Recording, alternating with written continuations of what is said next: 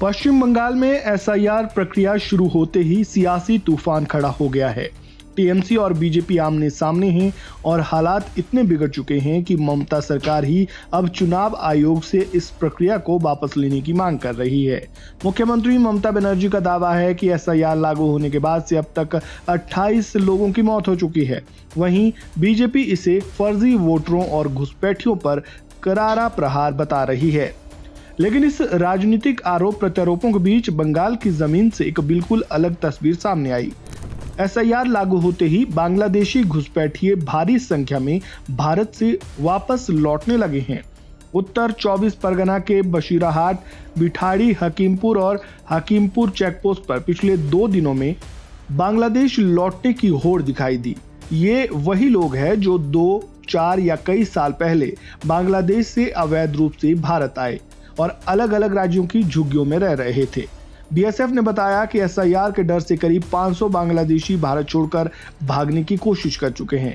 ये सभी लोग सोमवार को स्वरूप नगर के हाकिमपुर चेकपोस्ट की ओर बढ़ते दिखे, जिन्हें बीएसएफ ने इंटरसेप्ट कर हिरासत में लिया। पूछताछ में सभी का कहना था उनके पास भारत में रहने का कोई ऑफिशियल दस्तावेज नहीं है और एसआईआर शुरू होने के बाद वे पकड़े जाने के डर से वापस लौट रहे हैं।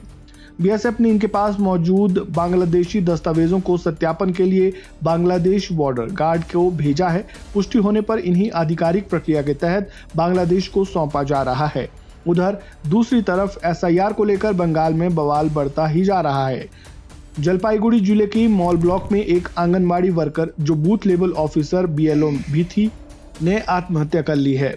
ममता बनर्जी का दावा है कि ये मौत एसआईआर के अत्यधिक दबाव की वजह से हुई। उन्होंने कहा कि चुनाव आयोग 3 साल का काम सिर्फ 2 महीने में करवा रहा है, जिससे कर्मचारियों पर असहनीय दबाव बन गया है।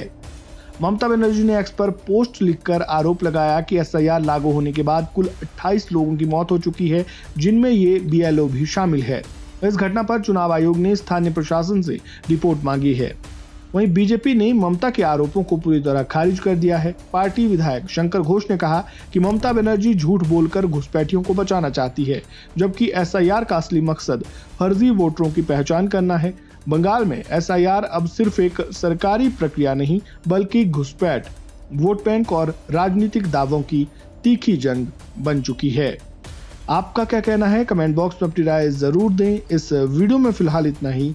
खबरों से जुड़े ताज़ा अपडेट के लिए बने रहें प्राइम टीवी इंडिया के साथ। धन्यवाद।